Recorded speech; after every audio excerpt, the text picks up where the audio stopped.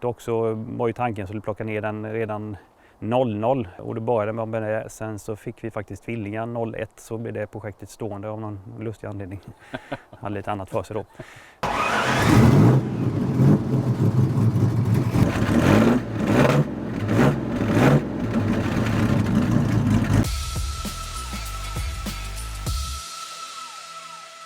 Hallå, hallå! Hallå, hallå! Läget? Alldeles utmärkt. Det var lite kallt idag, eller? Ja, det är lite höstigt nu, men solen skiner. Så det är i alla fall på gång. Du har mycket grejer du. Ja, det finns lite allt möjligt. Vi har ju ett gäng mopeder och sen har jag ju lite bilar och lite projekt som är på gång. Så det är lite blandat. Men var kommer det här intresset ifrån då? Ja, från början egentligen var det ju att jag började köra motocross när jag var 5. Vi bodde precis jämte crossbanan på den tiden, så ja, det började väl egentligen där. Sen gick det över till moped och skruva med det. Och, ja, sen kom ju bilarna in ganska tidigt också, började skruva med bilarna. Jag tror jag köpte min första bil när jag var 15 i alla fall. Och sen byggdes det A-traktorer. Jag höll på med det. Ja, sen har det fortsatt helt enkelt då med lite roliga bilar under resans gång då. Vad är det första vi ska titta på då?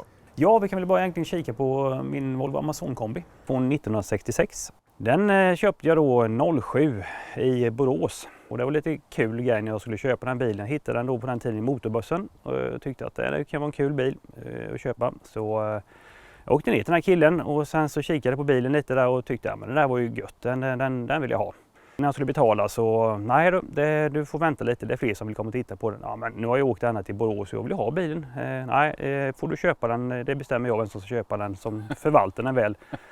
Så då bestämmer jag vem som får köpa den, så i så fall om du får den så kommer jag upp och lämna den i Eksjö.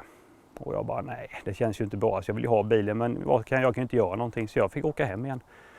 Ja, och sen dagarna gick där, så gick det nog kanske någon vecka eller någonting, så ringde faktiskt sa att jo men du, det funkar, du får köpa bilen, för det var mest passande, jag känner att du vill förvalta den här bilen. Så ja, så gick det någon dag, så kom man upp och lämnade den och vi gjorde upp affären. Så lite annorlunda affär att göra så, men det gick bra. Kommer någonstans från Luleå från början den här bilen, så den är faktiskt lackad någonstans 05-06 någonstans, så den har varit med länge, så jag har försökt förvalta den då. Det kommer lite skavanker på den och bättat på det på några ställen, men den såg ut ungefär så. Sen har jag bytt stötfångare, bytt blinkis och lyse och fälgar och ja, mycket sådana grejer då. Men sen har jag bytt lite andra grejer på den och sådär, lite ljud och sådana grejer då, och ratt och sånt där. Men själva karossen var byggd då på början då. Vad härlig färg. Ja, jag har inte riktigt fått fram vad det är för färg, men det är ju inte Volvos originalfärg, det är det inte, men det är någon slags, jag vet inte om man säger om det är en grön eller en blå, men det är svårt att bestämma riktigt vad det är för färg, men den är trevlig. Normalt är ju den utrustad med en vanlig Volvo B18 och en fyrväxlad låda, men här i den här är det faktiskt bytt till en Ford 2.9 V6 då. Och sen femväxlad låda. Sen är även axlarna bytt till både 240 och Ford, så det är lite blandat.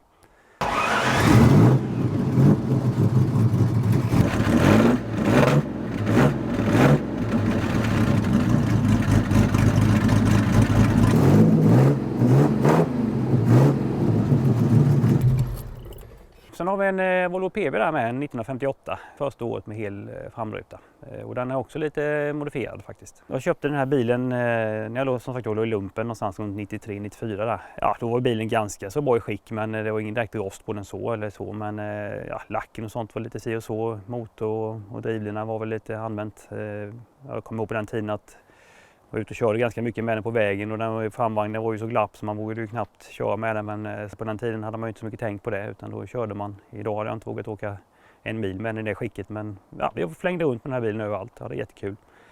Men sen som sagt så kom ju tiden i fatt och började göra någonting åt den då. Och dock så var ju tanken att skulle plocka ner den redan 00 och det började med det. Sen så fick vi faktiskt tvillingar 01, så blev det projektet stående av någon lustig anledning.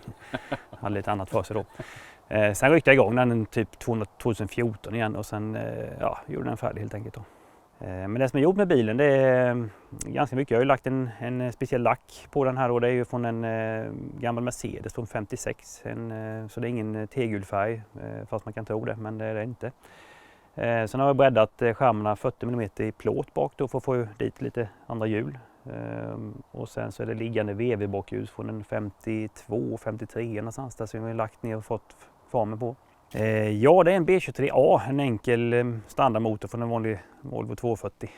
Men just denna faktiskt är lite rolig, för den meningen skulle jag hängt upp i en skola då, en fordonsskola. Så jag skulle haft som mekobjekt så att säga då, men det blev aldrig använd. Så jag är lite osäker på om den har suttit i en bil överhuvudtaget, men jag köpte den av dem då och sen rev jag ner alltihop och sen började renovera upp den helt enkelt då. Sen så hade en kille som puttade upp topp och sånt där och satt i rätt kam och alla grejer då. Väldigt väljusterad och fin i ordning nu då, men när jag precis byggt ihop den då så gick den ju extremt dåligt. Alltså när vi satt upp den i bromsbänken tror vi fick ut nästan 90 häst i den. Det bara brölade, det hände ingenting. Men efter mycket justeringar och sånt och även förgasarbyte, vi satt i Lotte 48 först. De läckte och var inte bra, de var glapp och så där. Så bytte vi till nya FAIS 48 och ställde in det. Och efter mycket justeringar och sånt så har vi 191,3 på driven nu faktiskt. Så det funkar, nu är det snurr i grejerna. Han väger inte så mycket i bilen så den rullar på bra faktiskt. Låt han gå lite bara för han är kall.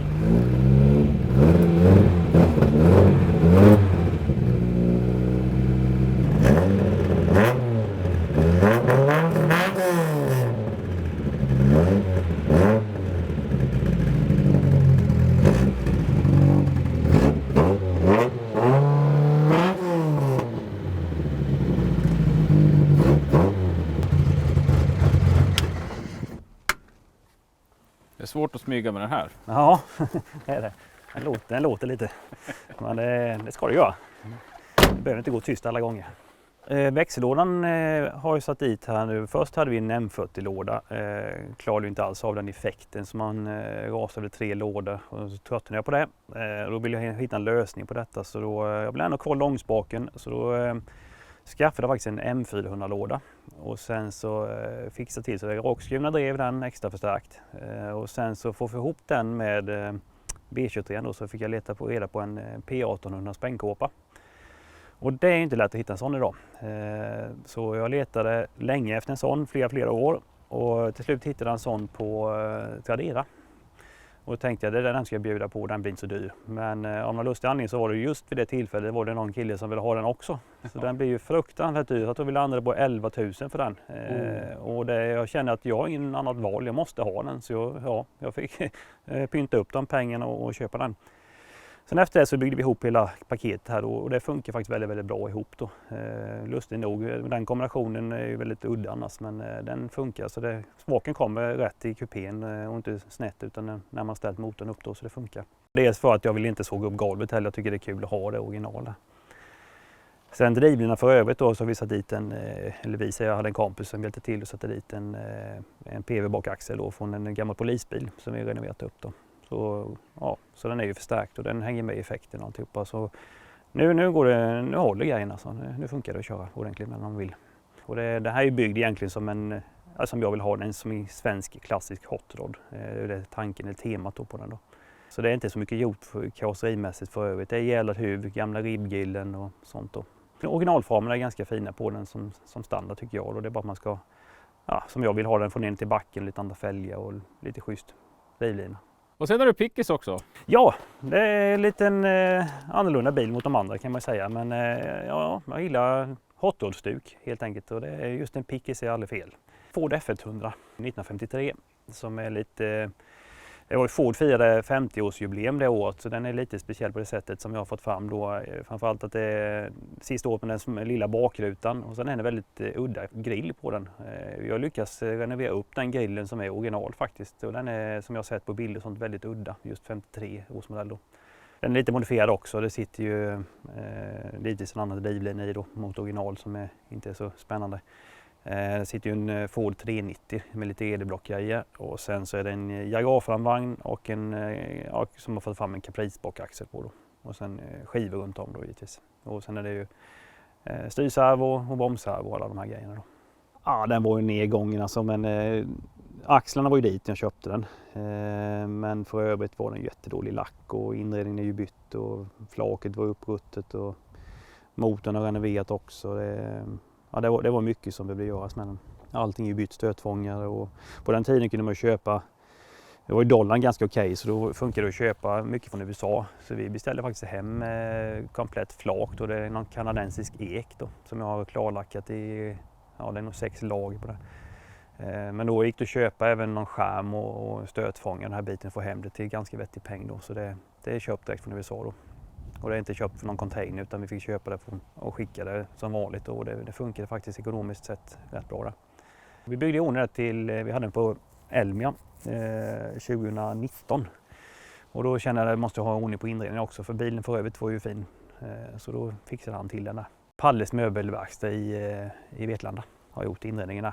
Honom känner jag väl som gammalt med då. Han är riktigt duktig och fick lite klassiskt stug på det också. Och så bytte jag ratt och lite sådana grejer på den också då. Här har vi en P1800, en ES, en 72 som jag köpte för det är något par år sedan nu i alla fall. Också rätt så dålig skick som jag har svetsat upp lite och gjort i ordning. Och nu har vi lagt en grund på den. Sen ska vi säger hela tiden, det är jag och en polare som hjälper till mycket med det för det är svårt att ro i land alla projekt själv. Men den här ska i alla fall lackas snart och börja plockas ihop då. Ganska välbehållen inredning och sånt, ganska bra, inte innertak och sånt givetvis men säte och sånt är väldigt bra skick på den så det blir lite ny instrumentpanel och sen blir det lite nytt innertak och nya mattor och sånt i den då. Men sen ska den plockas ihop, även stötfångare och lister bra på den. Så det blir lite mer långtidsprojekt men den ska ihop så småningom här nu. Vad ska det bli för färg då? Det blir den standard gröna som är på P1800. Så det blir en originalbil. Alltihopa. Tanken var från början att jag skulle gjort som med de andra bilarna att jag har plockat ihop den med en lite roliga motor i och sen så har jag till och med byggt en motor till den men det blir jag ångrar mig lite på resans gång att vi kör en originalbil där för den ska säljas så småningom här då. Jag ska ha för mycket bilar och jag ska sälja av den här tänkte jag. Och blir det en originalbil. Det är den motorn som satt i PV:n där ute, den gula PV:n från början.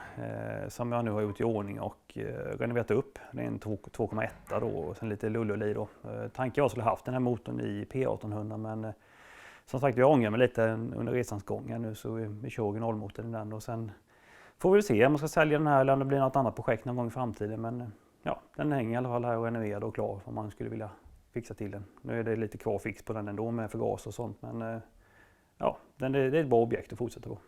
Här har vi en Puch Nevada, en 78 som jag hittade i en släng i en vedbo. Såg förskräcklig ut men tänkte det där kan man ju säkert hitta på blir någon moped av då. De flesta delarna fanns faktiskt men den såg ut som kriget och allting då så ja, men jag tog hem den så skulle jag bara plocka ihop den så jag kunde köra med den lite men sen så när jag började riva i den så det blir inte kul att ha den i det skicket och det var ju så mycket som var dåligt så jag var ändå tvungen att köpa mycket nytt till den då så jag plockade ner den i atomer och sen blästade upp ram och gjorde allting från början då. Så det har tagit lite tid att göra i ordning den här men det blir bra till slut i alla fall. Tyvärr så hinner man inte åka så mycket med grejerna men man har den här i alla fall, man kan ta en sväng då och då om man känner för det. Så den är fullt i ordning då. Det är en Monark, jag tror det är en 65.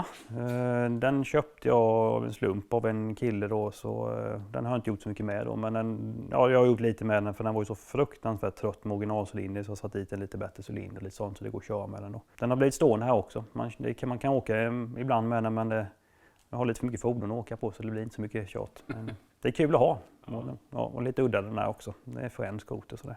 Det är en gammal Kresen kompakt. Jag har inte exakt koll på vilken årsmodell det är på den där men det är också en moped som jag har haft många år som har slängd i en lada såg också förskräckligt ut men jag tänkte det är synd att kasta den utan jag tar hem den och sen bara skruva ihop den lite då så jag har blästrat i ordning den också och lackat upp den och håller på att plocka ihop den. Men det får bli lite långtidsprojekt. Man kör lite någon gång då och då när man har lust och ork då. Ja, då har vi en Rex KTM, en 72. En moped som jag köpt in från Vetlanda faktiskt. Och det var en äldre man som har haft den sen den var ny, så den har inte gått min 800 mil. Så den är originalutförande, förutom sitsen är väl lite omändrad. Annars är det original alltihopa. Den tillverkas ju tydligen av KTM-fabriken på uppdrag av Rex. Jag har inte riktigt koll på det där men jag blev väldigt förvånad för det stod KTM på fotpedalerna och då började jag googla lite vad det handlade om då för jag trodde de hade satt dit några pedaler som det stod KTM på men tydligen så är det ett samarbete med Rex och KTM. Då har vi en Roulette, en 1956, en Husqvarna. Jag försöker samla på mig lite Husqvarna-mopeder för jag gillar Husqvarna. Den är renoverad för länge sedan och jag har haft den stående. Jag har inte kört mycket med den faktiskt utan den har blivit stående här men den är ganska väl i ordning. Och sen efter det har vi en Monark, en enpetare. Också köpt in vid något tillfälle.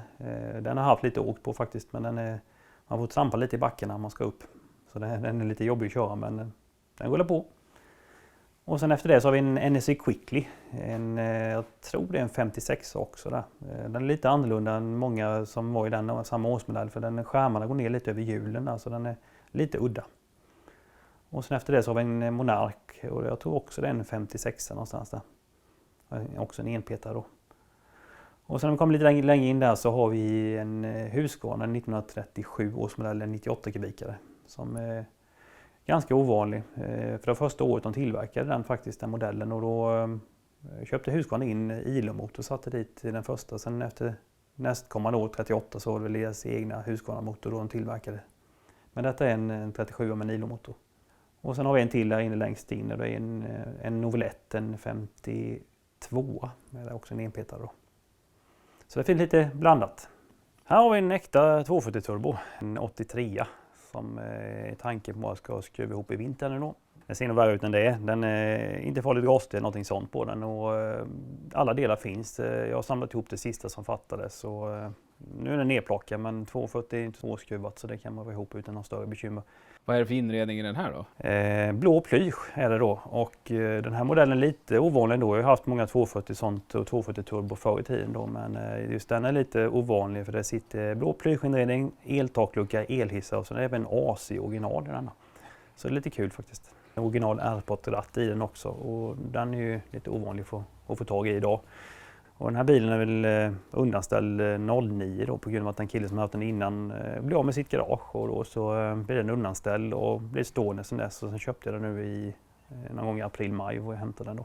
De här bilarna brukar ju oftast vara sönderkörda annars, men den här har klarat sig väldigt bra med tanke på att den har varit stillastående då. Så det är väldigt bra utgångsobjekt. Ska morgonen är samma kulör? Det blir ju original, den är fin, den är antracitgrå metallic, så det blir det. Det enda som jag tänker göra är att det blir lite modifierad drivlina kanske då, med tanke på lite motoreffekt kanske ändras, och sen blir det en liten sänkningssats och lite bilsteindämpare och sen så BBS-fälgar någonting i tanken och en gubbavinge då. Så det blir lite lätt modifiering bara, men mer eller mindre en originalbil, ja. Hur vilka roliga bilar? Ja, jag tycker det är ganska okej i alla fall. Jag trivs med dem. Ja, jag kommer gärna tillbaka för jag skulle vilja se din 240 bli klar sen. Ja, målet är som sagt att få upp den till nästa år, men sen får vi se om det finns tid till det. Det är mycket projekt. Ja, det blir när det blir helt enkelt. Ja, det blir när det blir. Vi får säga på återseende då. Jajamän, detsamma. Hej på det! Tack. Hej.